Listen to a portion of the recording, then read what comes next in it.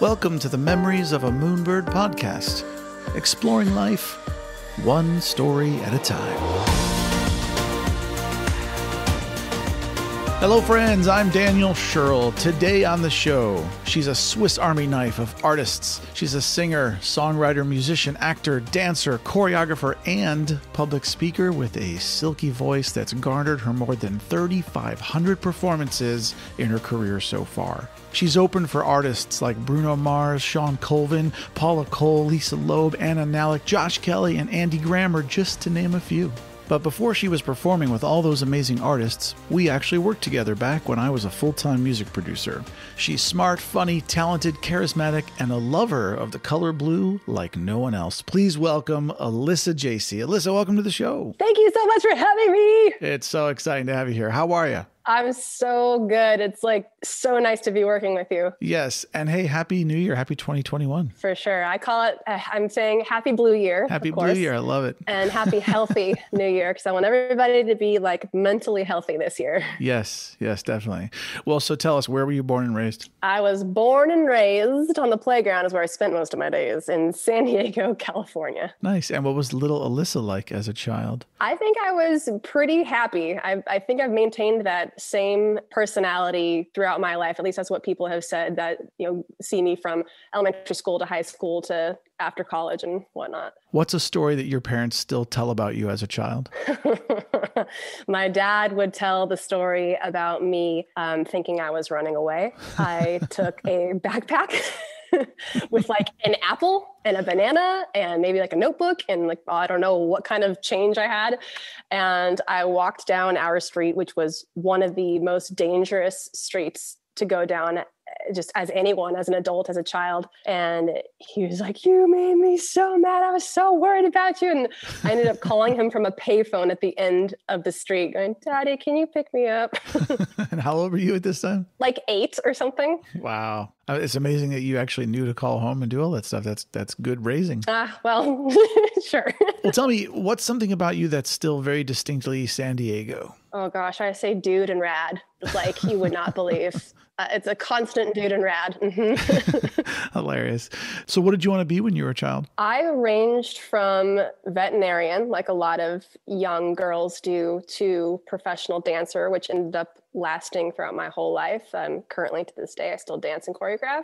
And at one point I was an English major in college. I thought I was going to be maybe a teacher. It kind of shifted around a lot until 15 years ago. And what happened then? I was forced onto a karaoke stage because friends heard me singing to myself at work and they thought I had a voice. And that is how my entire career started. And when I was living in Los Angeles, I was going to an audition, I guess, an acting audition. And I met you and one of your artists in the elevator. And that's how I became a recording artist. Contacted you after a year of singing karaoke and asked you if you would record me. And do you remember what you said? I don't. I could never forget this. You're like, "Cool. Do you have any songs?"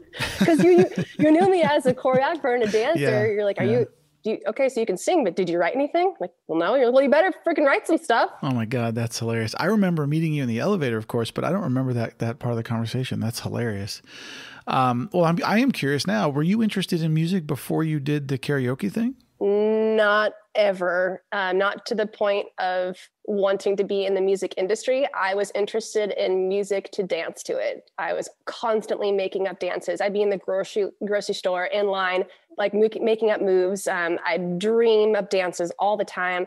Dancing was on my brain 24/7. And this is the most surprising thing to have ever come in my life, I would say. How would you best describe the music that you write?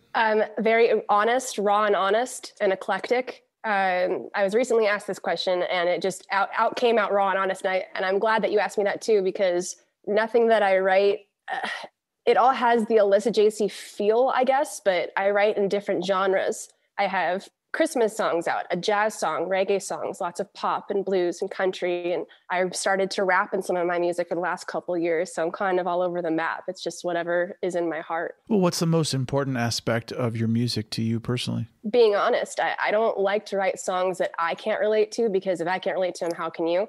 And I draw from personal experience. And I know you probably hear that a lot from artists, but there are a lot of, especially in Nashville, it's a songwriting community. People will get together and it's a forced thing sometimes. So we have to write a song today, or we have to hit our quota of 20 songs at the end of the week if you're with a publishing agency. And I'm very lucky in that way where it's not a forced thing for me. And at times I might have to take a step back and take a break from it. And I let the song come to me. My mom and I were talking the other night, and I was explaining that to her. It's like, sometimes I just let the song come to me. That's the best way, I think, for let the purity of the art just become what it wants to be, you know? Yeah, yeah. Well, I'm curious, if you had your pick of any artist, who would you most want to collaborate with? Sarah Bareilles and Eminem. At the same time? I mean, dope. Yeah, if I could work with both of them at once, but I would love to work with, or Jewel. I mean, it's one of those, Colby Calais, one of those female singer-songwriters that I just adore them so much, but I would die to work with Eminem or Ludacris. What instrument is your favorite one to play? The drums.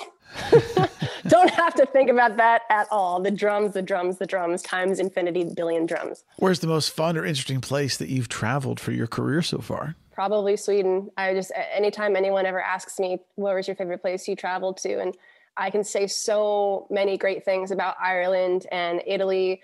But Sweden and I got really close really fast, and I toured there 4 times in 13 months. So why don't you tell the listeners all about your famous Southwest Airlines concerts? Because that's pretty cool. I am working on getting in the Guinness Book of World Records for the most amount of concerts performed for one person on an airplane.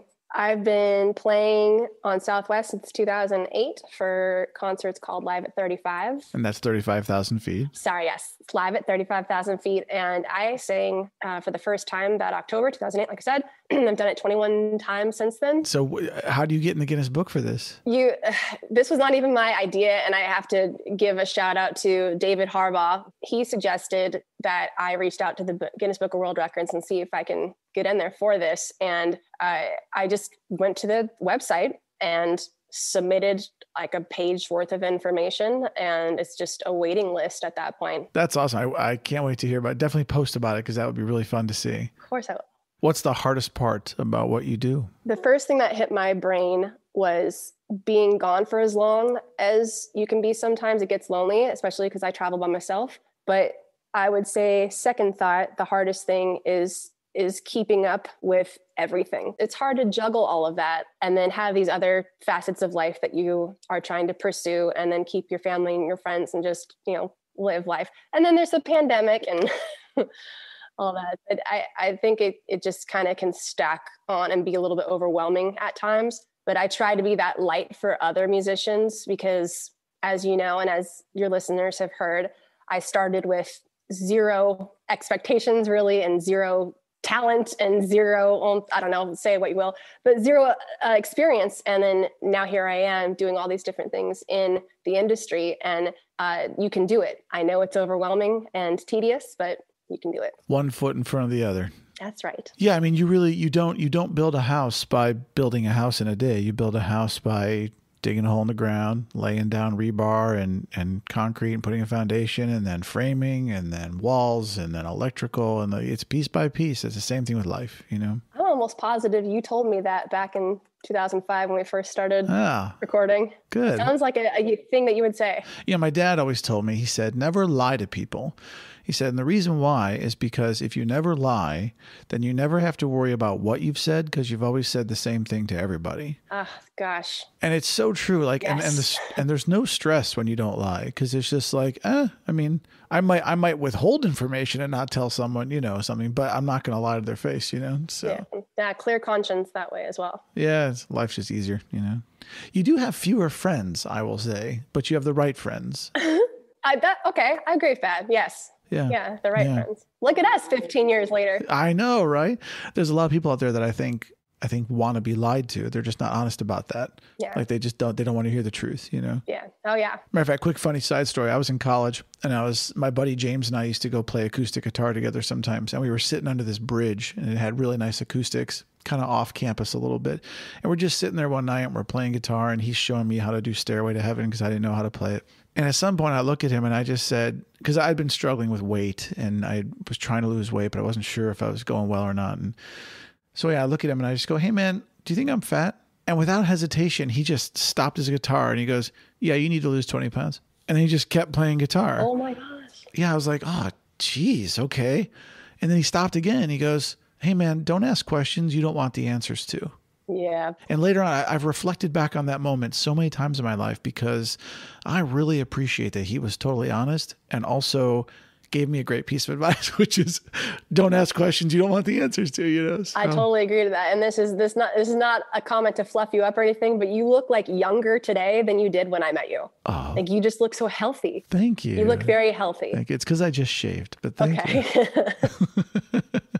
No, I appreciate that. It's I don't have kids, so you know, there you go. Do you feel obligated as a musician to try and write songs that you think people will like, or do you only write what you feel? Okay. Before moving to Nashville and being in the this is how you write a song world, it was purely all how I felt, I would say. And then moving here, there's just so much pressure to be writing that right way. And I fell for that while I was continuing to write, my own stuff. And I don't want to say fell for it. That's the wrong way of saying it. I started to try to force myself to learn that way. Okay, I'm going to sit down and write a song that I think, the grand audience would like, but like, that's okay. Just a quick sidebar. My dream is to get my music in TV and film. And I didn't really know that was my dream until a couple years ago. And within the last couple months, this past week, I signed 2 contracts. And a couple months ago, I signed another one. And in the world of sync, you have to write, they tell you write specifically for the TV show or for the movie, and it has to be very not specific, right? Sure. And I tend to write very specific songs about experiences that I've had or what have you, because again, I think that's how I connect with my audience. But so I would say it's a combination, but mostly what I feel. I'm curious, do your skills as a choreographer actually contribute to your music career? They began to, as of, I think it was 4 years ago, when I decided I was going to dance and sing at the same time at one of my concerts. I didn't really think about doing that the first several years of my career because I am an acoustic singer-songwriter. So I didn't really see myself doing that. But as Nashville will do to you, and as being in the music industry will do to you, you learn and you grow and you expand, and you're always creative. So I started creating different styles of songs. And one of my good friends here, I heard his latest record. I'm like, oh my gosh, who produced this? This is absolutely incredible. And he told me who it was. Like, I went right to him. Like, I got to record with you. And then he recorded this song for me and took this bluesy 6/8 song, this ballad. And I told him, I want this to be a pop song. I want to hear this on the radio. And I took that, like, well, I have a couple of my girlfriends here who dance. I want to choreograph a dance to this song and I want to perform it live. So yes, just recently. I've only done it a few times, but yes. Have you ever faced any challenges as a woman in the entertainment business? And if so, what's it been like? Yes, all the time. As a woman who manages herself, also, it's difficult because you have to be that tough guy if you're not getting paid on time, if the sound isn't right, if the lighting isn't blue, whatever the case, you have to be that person that stands up for yourself. And I don't like it. I don't enjoy it. I don't like those parts of the industry. It does make it more difficult.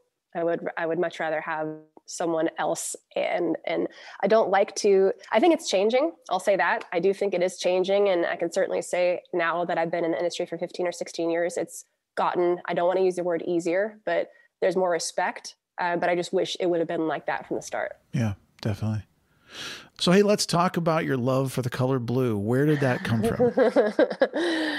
The color blue started when this whole obsession with blue began when I was 16 years old.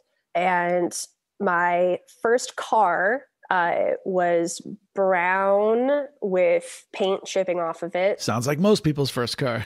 I think everybody's first car. Yeah, we all have the same one.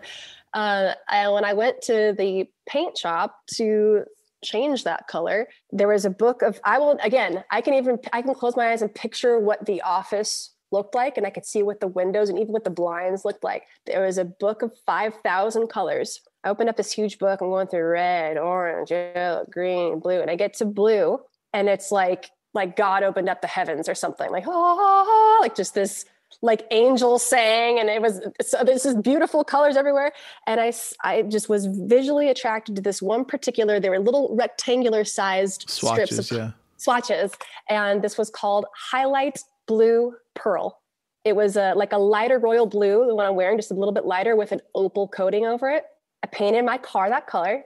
And ever since then, I just grew into this massive obsession and love and appreciation for the color. I love to look at people wearing it. I feel better if I'm like just feeling fat or sad or, whatever, just I'm very upset or I'm angry. I will put myself in blue and surround myself with a bunch of blue lights. And I feel better. I love it. I think it's a beautiful color. And your fans are called the Blue Crew, correct? Yes. That happened again, out of my control. It was this universal thing that struck my brain. It was just after, I think, recording the first EP with you. And I was sitting in my room trying to figure out like branding. How do I, as a female singer-songwriter, I'd already been compared to Alanis Morissette because at the time I had really long hair, and we both have really curly, wavy, long hair, tall and kind of like slender faces. And I didn't want that. So I was like, it just came to me. People already know me as the girl who's obsessed with blue or who likes blue or wears blue a lot. Bring the crew and wear your blue. Call your fans the Blue Crew. And that was it. And I remember after my grandma had passed away, so this was the very next month, my grandma died from Alzheimer's. And I said to myself, if I ever get the opportunity to give back to a charity financially, right, it would be through Alzheimer's and blue. And I would donate through people coming to my shows, wearing whatever shade of blue they want. And I'll donate $1 from every ticket sale or a portion of my merchandise sales just for everybody coming wearing blue. And that's what I've been doing for 9 years now. That's cool. Well, if you weren't a musician, what do you think you'd be? There's a lot of me that feels like I would want to go back to school and become a psychiatrist or a psychologist. I just want to, I have a thing for helping people. I want to inspire people. I want to help people. I want to motivate people. That's where the public speaking thing comes from. That's where the inspiration, my purpose on this earth is not to play music. It's to inspire people through my story, however I might do that. Is there anything specific you feel driven to achieve before you die? Cage diving with great white sharks in Australia. Nice. I like the specificity. That's great. That is my bucket list. And there's only one thing on it I should add, but that's and also making a difference in Alzheimer's. And that's ahead of the sharks. And being purposeful, being just inspiring people to do what they love and never give up. What would be the title of your autobiography? Never Enough Blue. I don't know. Probably something to do with blue, like Beautiful Creations. Beautiful Creations. I like it. I cheated because that is the name of my soon-to-be online web store. I'm creating a store like Etsy and for eBay, and it's going to be called Beautiful Creations. What was your favorite childhood book? Goodnight Moon, maybe? I don't know Goodnight Moon. What book is that? It's the one you see on like Family Guy, for example, or a lot of TV shows will hold up the cover of Goodnight Moon, or it's a pretty, I don't know. It's like goodnight this, goodnight that, goodnight this, goodnight that, goodnight moon, goodnight stars. It's just... How do you think your focus has changed throughout your life so far, from when you were a kid through your 20s, etc.? I'm going to get really serious with you for a second. All right, let's do it. I don't think I took much seriously until I moved to until I moved to Nashville. So I moved here at 30 years old. I'm 39 now as of a couple weeks ago. And I think the older you get, just in general, the more serious you take things. But my focus changed once I felt I had a direction. All of my life, I spent chasing that boy, chasing that job, chasing the different sports, just looking for answers. And there's a sort of comfortability or like a feeling of a circle being closed when you find your passion.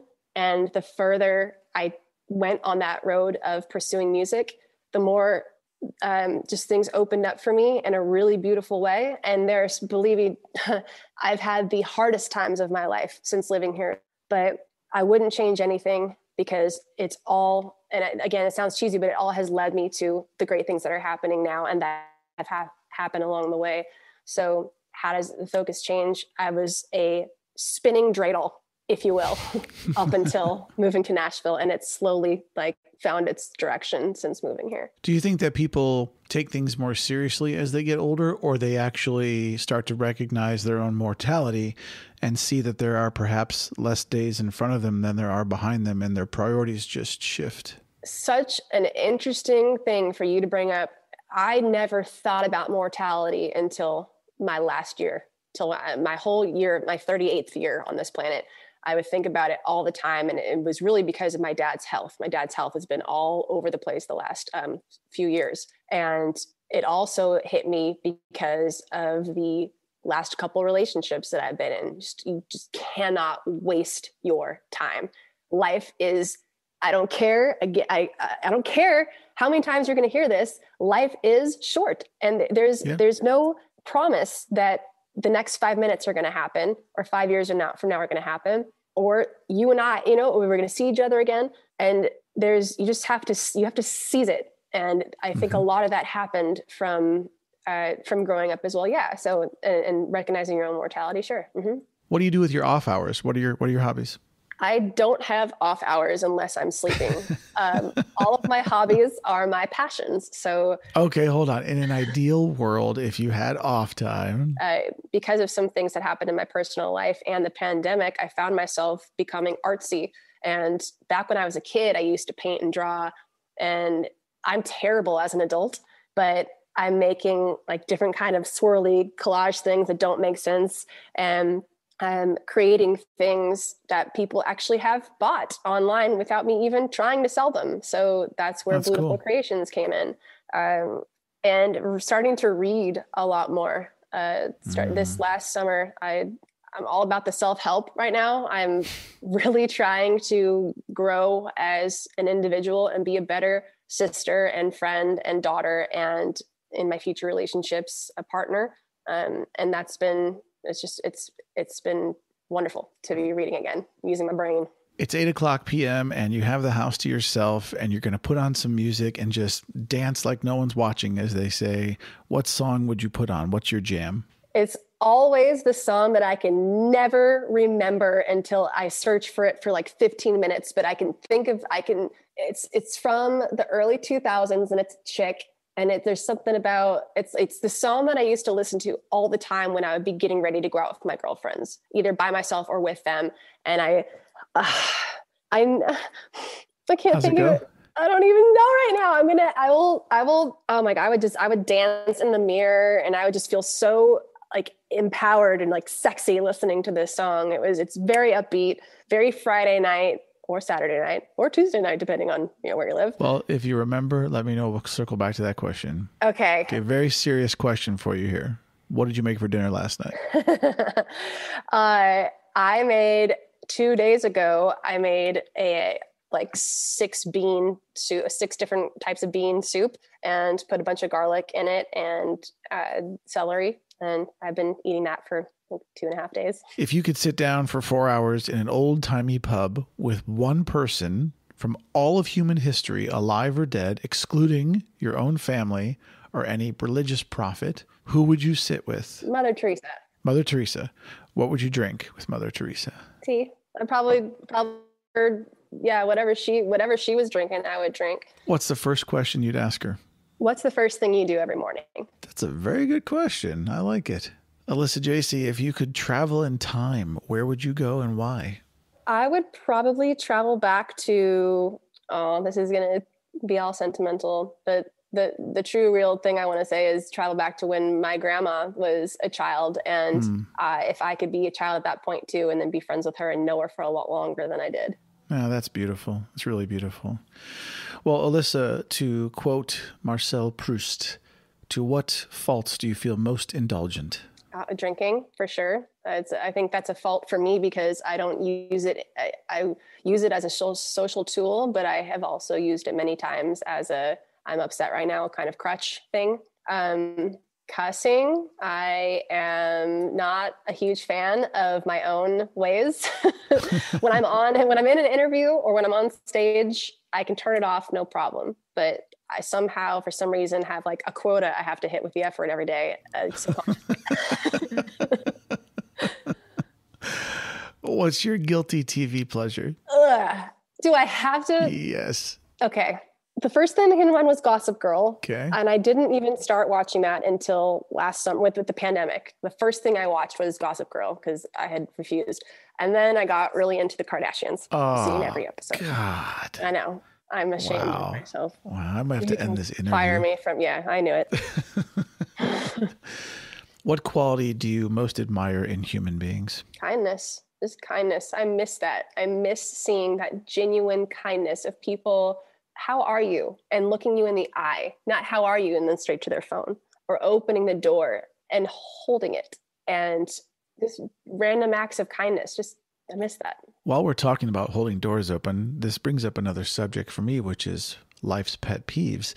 And one of my greatest pet peeves is when I take the time to hold the door open for someone and then they reach up and touch the fucking door. It's like, what do you think I'm going to do? Like slam it into you and go, psych, motherfucker.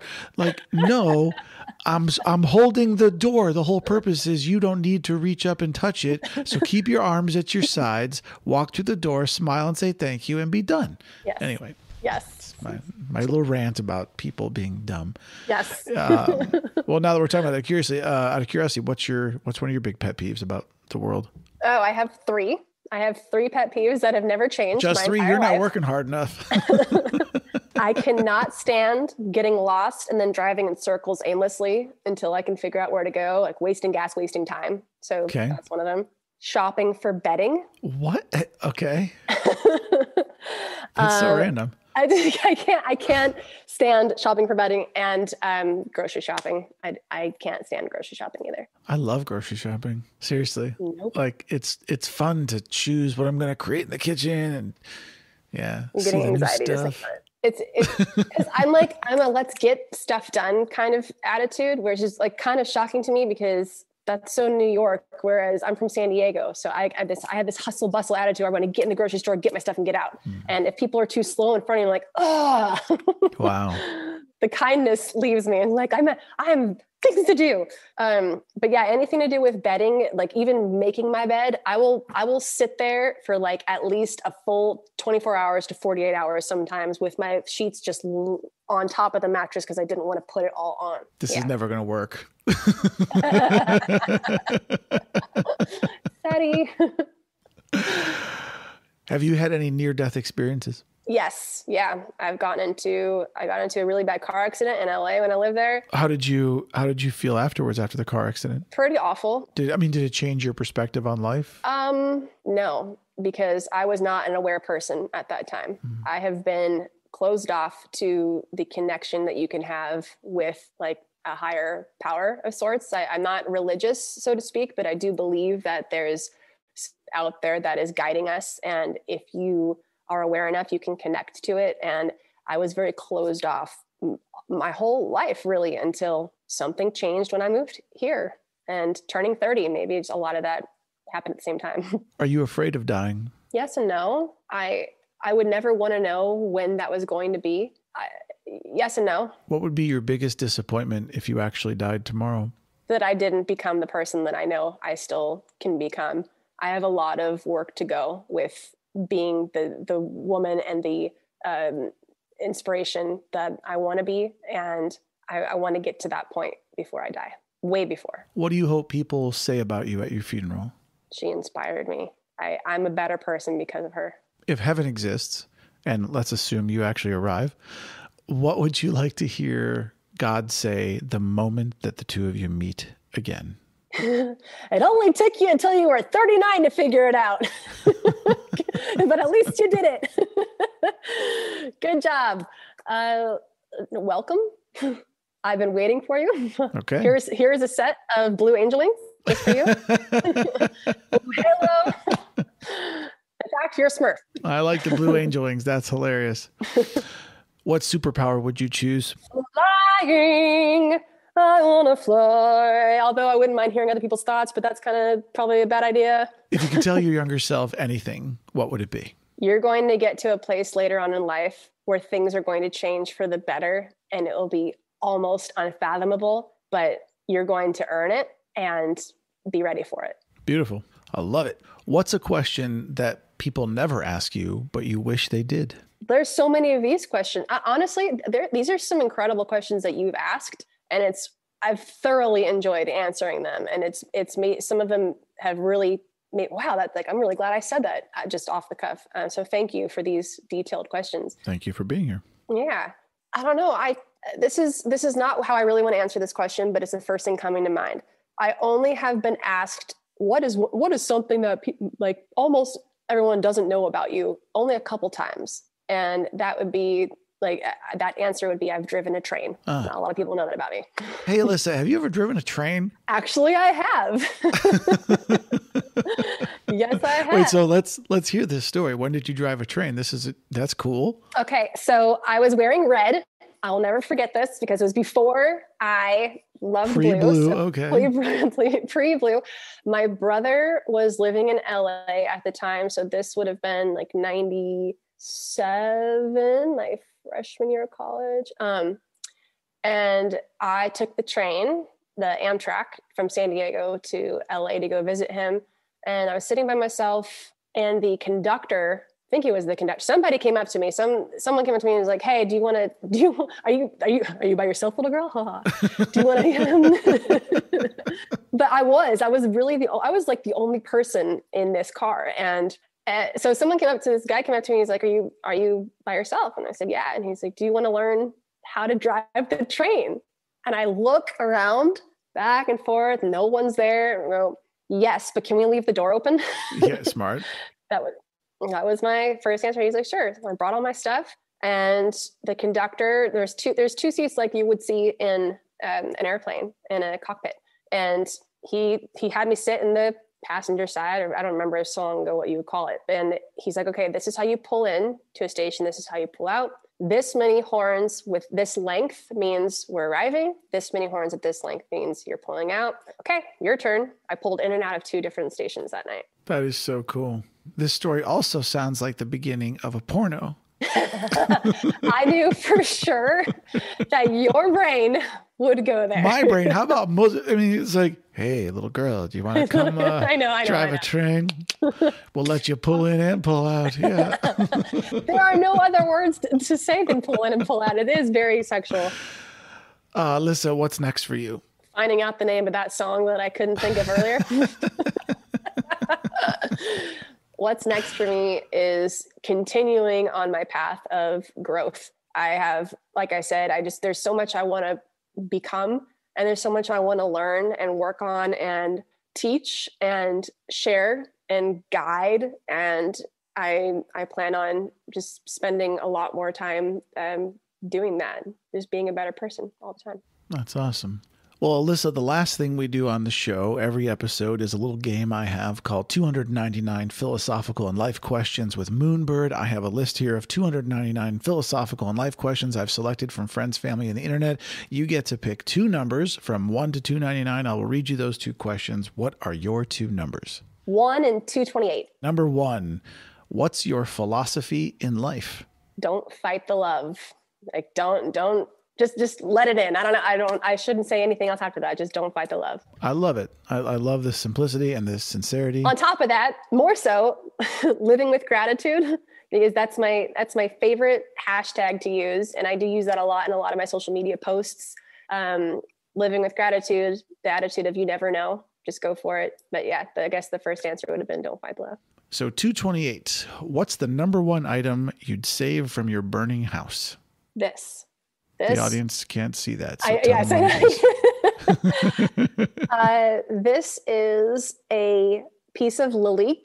If you don't know what Nalick is, it's a glass, a very expensive kind of glass that has the opal coating over it. It's in the shape of a fish. It's the first gift that I gave my grandma when I saved up. It's this tiny little thing, but it was $40, and I remember that. And I remember saving up the money, and I really wanted to get her something else in addition to her lily collection. And this was the first nice gift I ever gave my grandma. And I never in a million years thought that it would come back to me. It's such a strange concept. So, but yeah, that's what I would, and I bring it with me. I travel with it sometimes. I put it in my purse when I go out from time to time. I'm really, yeah. That's actually really sweet and lovely. But I have to tell you, it brings up something funny. Before my dad passed away, about 10 years before he died, we had this funny conversation because at some point I realized, after my dad dies, there's going to be we're going to get some of this stuff back. And my dad always had a very, very sarcastic sense of humor. So I called him before his birthday and I said, hey, your birthday's coming up. And I figure at some point I'm going to inherit some things. So I'm going to send you a list of a bunch of things I want. You pick from them and I'll give you that item for your birthday. That's so hard for me to really truly laugh at, to be honest. It's too hard for me I think that's awesome for you though. That's really funny for you. Yeah. But this is the same man who took me to the cemetery and then laid down on where his plot was going to be and said, do you think it's a good fit? Oh my God. Yes. I can totally see where you get it from. Yes. So how about that song? I seriously cannot. Why? You're gonna think of it in 20 minutes after we're done. I haven't listened to it in a year or more than that. It should be. How do I find? This is the same thing that I do every single time. Every single time. Well, Alyssa, before we go, I not only want to remind everyone that they can check out you and your awesome music at alyssajacey.com. That's ALYSSAJACEY.com, as well as Alyssa Jacey or Alyssa Jacey Music on social media and under Alyssa Jacey wherever you get your music from, iTunes, etc., etc. But you were actually kind enough to give us permission to play a little bit of one of your songs here on the show. So how about we cue that up and give the listeners a little treat? Let's do this. Heck yeah. All right, everybody, please enjoy a little bit of Alyssa Jacey. This is a piece of her song called Want It to Rain. You may go one way and I'll go the other, but we know we'll always end up with each other.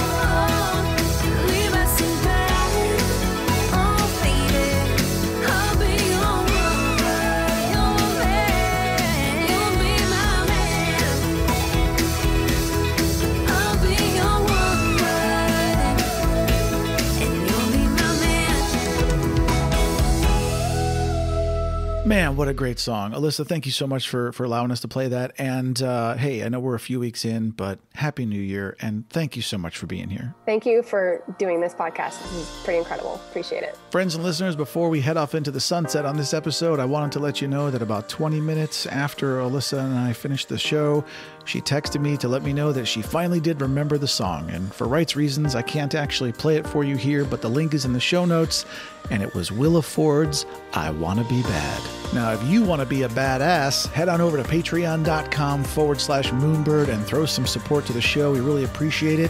And if you want even more Moonbird in your life, and hey, who wouldn't? Head on over to memoriesofamoonbird.com or visit me on social media at memoriesofamoonbird. Stay safe.